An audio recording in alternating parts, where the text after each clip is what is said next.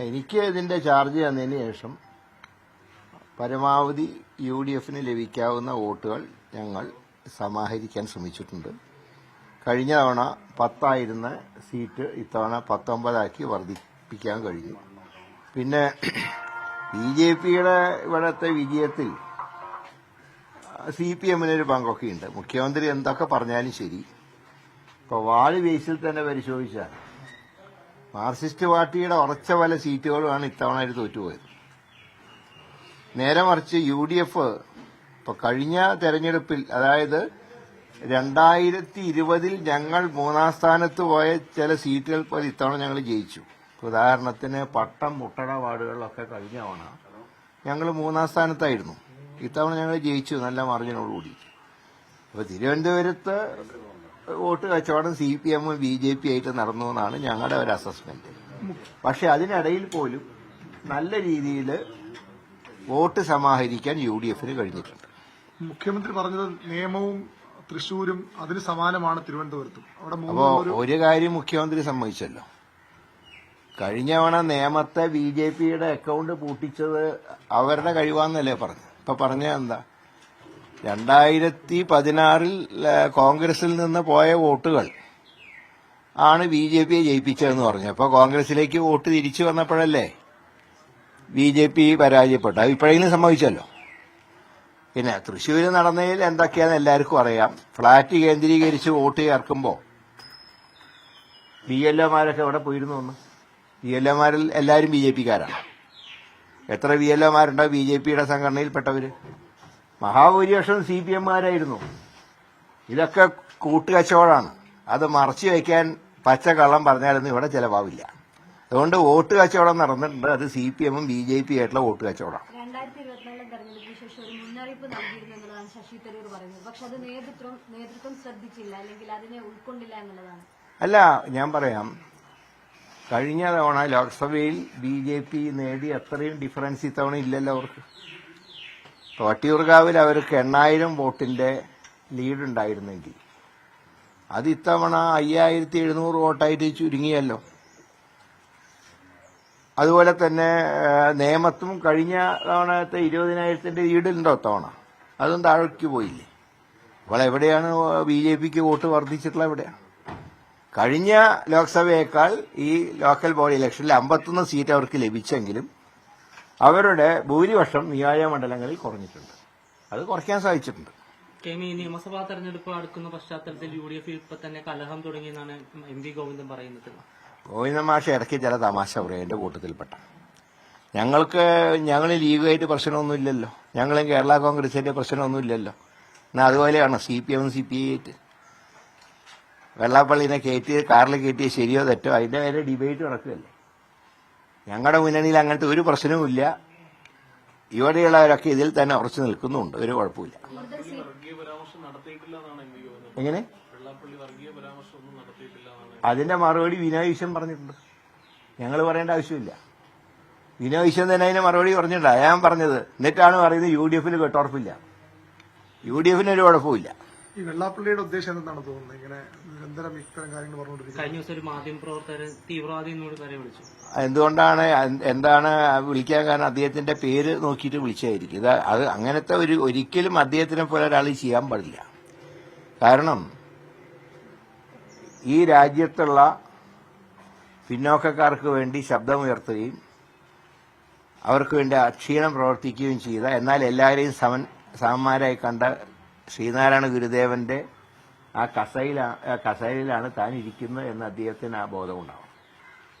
അതല്ലാതെ ഒരിക്കലും അദ്ദേഹത്തിനെ പോലത്തെ ഒരു വ്യക്തി ഇരിക്കുന്ന സ്ഥാനത്തിന്റെ നോക്കണം.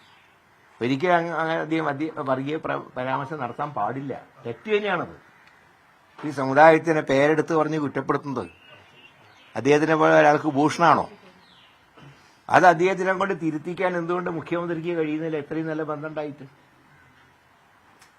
അപ്പോ അദ്ദേഹം പറയുന്ന CPMനെ കുറിച്ച് പറയുന്ന കാര്യങ്ങളൊക്കെ സ്വാഗതം ചെയ്യുന്നു. മറ്റുള്ളവരെ കുറിച്ച് പറയുന്നതിനെ കുറിച്ച് മൗനം പാലിക്കും.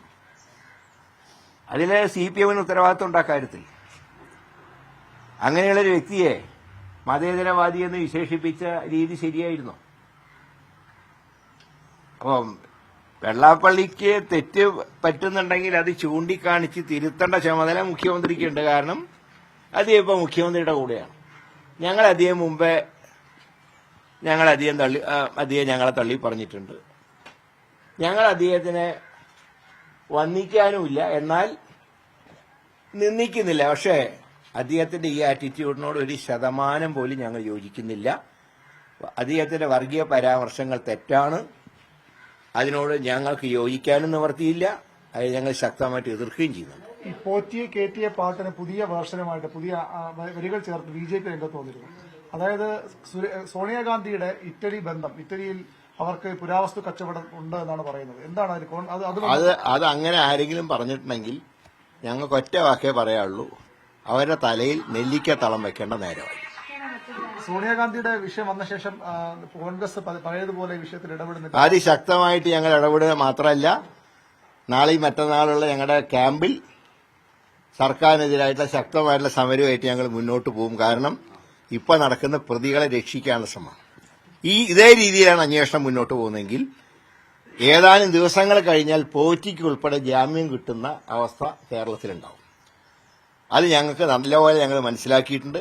ഞങ്ങൾ ഈ സമരം അവസാനിപ്പിക്കാൻ പോകുന്നില്ല. ശക്തമായിട്ടുള്ള സമരം ഞങ്ങൾ ആയിട്ട് മുന്നോട്ട് പോവുകയാണ്.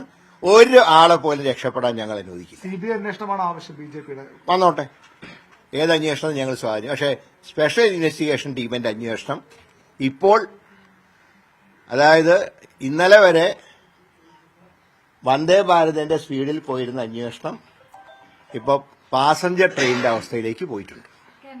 നിയമസഭാ തെരഞ്ഞെടുപ്പിൽ അധിക സീറ്റ് ചോദിക്കാൻ വേണ്ടി ഒരുങ്ങുകയാണ് ലീഗ്.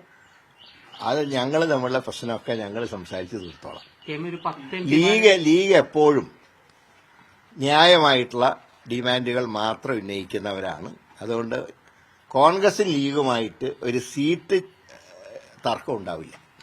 ഒരു 10 MP മത്സരിക്കാനുള്ള ഒരു ആഗ്രഹം പ്രകടിപ്പിച്ചു എന്ന തരത്തിലുള്ള വാർത്തകളൊക്കെ വരുന്നുണ്ട്. മത്സരിക്കുമല്ലോ അവര്? അല്ല, മത്സരിക്കേണ്ട കാര്യം തീരുമാനിക്കേണ്ട ഹൈക്കമാൻഡാണ്.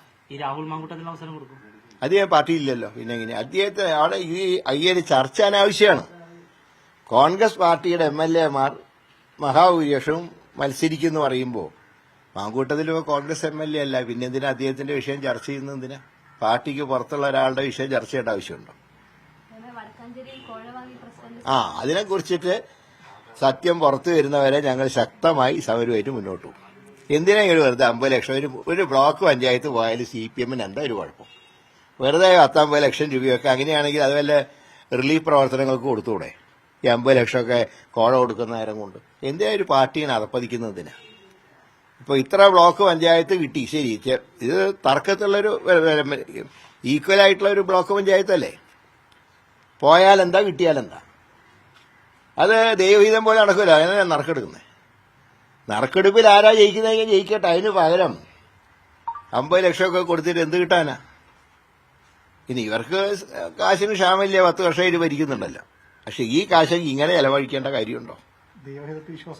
എങ്ങനെ? അതുകൊണ്ടാണ് ദൈവത്തിന്റെ സ്വർണം കക്കുന്നവർക്ക് ദൈവത്തിൽ വിശ്വാസം കാണില്ല. അല്ലെങ്കിൽ നറുക്കെടുത്താ പോരെ, ഭാഗ്യമുണ്ടെങ്കിൽ ജയിക്കില്ലേ? ഈ തെരഞ്ഞെടുപ്പിലും പിണറായി വിജയൻ തന്നെ നയിക്കുമെന്നാണ് MV ഗോവിന്ദൻ. അത് അവരുടെ ആഭ്യന്തര കാര്യം, അത് നയിച്ചോട്ടെ. അദ്ദേഹം തന്നെ നയിക്കണം എന്നാണ് ഞങ്ങൾക്ക്. അല്ല, ഞങ്ങൾക്ക് ആവശ്യം അദ്ദേഹം തന്നെ നയിക്കുന്നതാണ്. കാരണം പുതിയൊരു നേതാവ് വന്നു കഴിഞ്ഞാൽ ഒരു ഫ്രഷ് ആയിട്ടുള്ള ഒരു മനോഭാവം ജനങ്ങളിലുണ്ടാവും. പിണറായി തന്നെ നയിക്കണം എന്നാണ് ഞങ്ങൾ ആഗ്രഹിക്കുന്നത്. എങ്കിലേ ഞങ്ങൾക്ക് ഞങ്ങളുടെ സീറ്റിന്റെ എണ്ണം കൂടുള്ളൂ. കോൺഗ്രസിലെ എല്ലാവരും കൂട്ടായിട്ട് നയിക്കും. ഒരാൾക്ക് മുഖ്യമന്ത്രിയാകാൻ ബാക്കി എല്ലാവരും ത്യാഗിയാകേണ്ടി വരുമോ? തീർച്ചയായിട്ടും ഒരാൾ മുഖ്യമന്ത്രിയാകുമ്പോൾ ബാക്കിയുള്ളവർ അതിന്റെ കീഴിലിരിക്കേണ്ടി വരുമല്ലോ. ത്യാഗിയാവോ മുഖ്യമന്ത്രിയാവോ? ഞാനിപ്പോ മത്സരിക്കണമെന്നുള്ളത് തന്നെ തീരുമാനിച്ചു. എങ്ങനെ? അതിനെക്കുറിച്ച് ഇപ്പൊ ചർച്ച ചെയ്യേണ്ട ആവശ്യമില്ല.